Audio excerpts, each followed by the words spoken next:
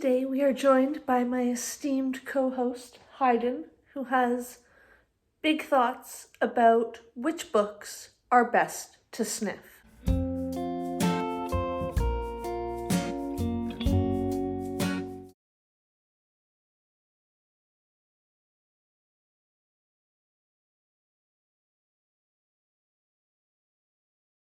Hi everyone, Rosie here. Welcome back to my channel. Today we bring you a tenuously linked wrap-up, aka 3 books that I read recently that have the vaguest theme that I can think of to put in a video title, but they're all great books and I'm really excited to talk about them. So let's not worry about that, let's worry about the books. Or not worry about, let's celebrate.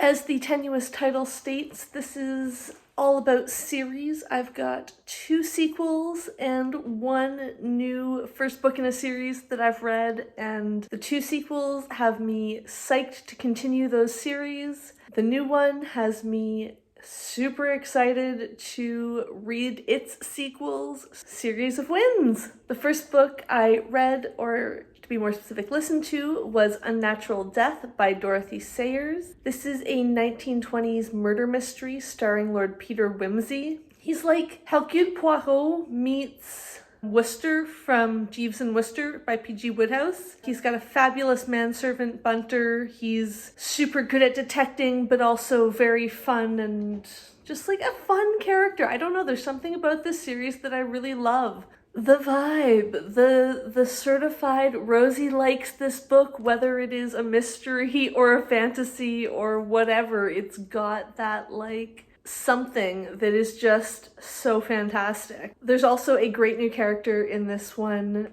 called Miss Plimsoll, who I'm not going to give anything away, but I just love everything about her and I hope we meet her again in future books because I think she has so much potential. The specific mystery in this one is begun when Peter Wimsey and his friend Parker overhear a doctor talking about a patient who died, and he knows that it was murder, but he can't prove it.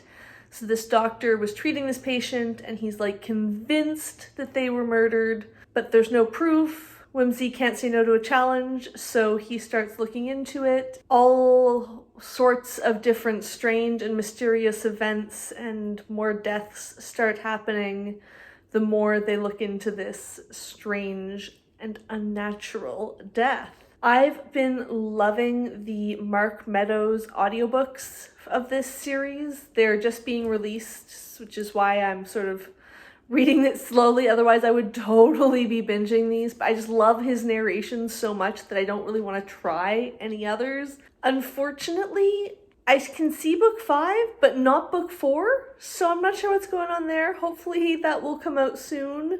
We'll see. I might do some Googling. I might try another audiobook narrator. There are a lot of options here because, as I said, this is a really fun series and I'm really psyched to continue. That being said, I do want to include a little warning for Unnatural Death, which is that there is some period typical 1920s racism. Not endorsed by the protagonist or like espoused by the protagonist, but definitely not explicitly condemned either. Progress as you wish.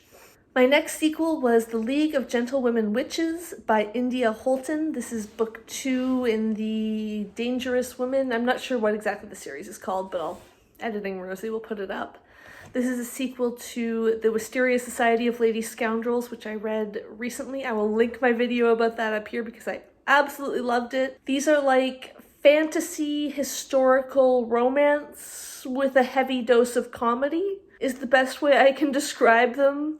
Like, they're definitely romance novels that follow the romance plot line with our female main character, male main character. So far they've all been heterosexual.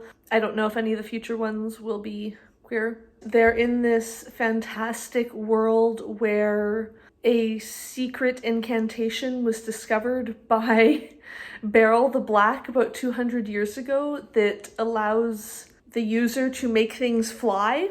And now there are 2 sort of groups in society using this. A group of very prim and proper, but like absolutely outside of the law pirates who are flamboyant and use the incantation to fly their houses around, robbing people.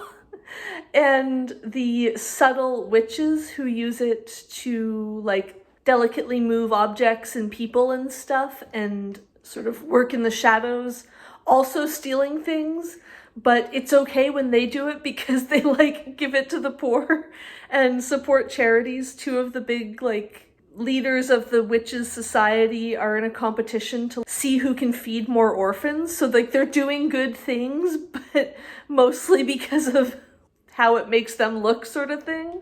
In the first book, The Wisteria Society, we focus on the pirates, and they are definitely still main players in the League of Gentlewomen Witches, but as the title suggests, we also really start to get to know the witches, and our female main character, Charlotte, is a witch. She's a proper young witch who's obsessed with Jane Austen, has done everything right her whole life, and then falls in with a dashing pirate as she attempts to chase down and steal a magical amulet that she believes is her prophesized birthright. Initially, I was afraid that the story structure was going to be too similar to the Wisteria Society.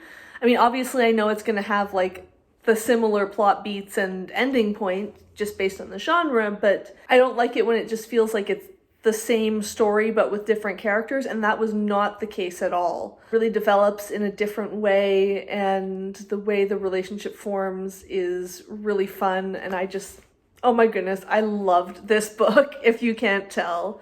Main characters were both fantastic. I thought they were so fun. I love how the female main character is written. I related a lot. I don't specifically relate everything to the characters of Jane Austen, but I just loved what a little fangirl she was, and how like every situation she's in, she's thinking like, what would Lydia Bennet do, or what would Elizabeth Bennet do, or, you know, Fanny Price is in the back of her mind scolding her, and she's just like so fun in how she thinks and relates to the world around her. And slight spoilers maybe, but I loved how her magical powers and her emotions sort of change throughout the story and how they come together. Especially towards the end of the story, her magical powers sort of blossom, I guess we could say, in relation to some things that she's, you know, going through emotionally, and I just thought that was so beautiful how it happens. As with the Wisteria Society, there is a phenomenal cast of secondary characters, including several favorites from Wisteria Society. But we also meet Charlotte's family, and they are just so sweet and comical, but also hilariously real. Lives with her mother and father, who are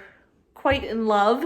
They have a disparaging aunt who's her mother's sister, sort of spends a lot of the time sitting there talking and with no one listening about how terrible all these things are, and everyone just sort of ignores her. I wish I had better words to describe the tone and style of the prose and the description and the type of humor in this book. It's really good. It's really lovely. It's this certain way of writing and delivering humor that just really clicks for my brain. I think it's one of those things where you just need to read a sample and see if it's something that you enjoy as well. But yeah, I love it, and I've already got the third book in the series on my like coming soon to read shelf. And finally, a new series. I read The Tea Dragon Society by Kay O'Neill. This is the first book in the Tea Dragon Society series, which is a super cute middle grade graphic novel series. Middle grade, not usually something I would be drawn to, but I'd heard this super highly recommended, and then I saw it in the bookstore and it looked so cute that I had to get it. And it was indeed so cute. I see why it was so popular. I see why it was so highly recommended. One of those books that I just immediately want to make everyone I know read it because it's so cute. I want to buy it for every child I have ever met. It is adorable. I should tell you what it's actually about. It is about a young girl who finds a lost tea dragon, and in doing so discovers the art of caring for this rare and, so I guess we could say, endangered breed of tea dragons, and she makes new friends and learns new things, and it's just the cutest. I don't know if I said already, but it is sweet and cozy and caring and inclusive and just the loveliest. I immediately ordered the sequels after reading this. To be fair, I was snuggle trapped on the couch.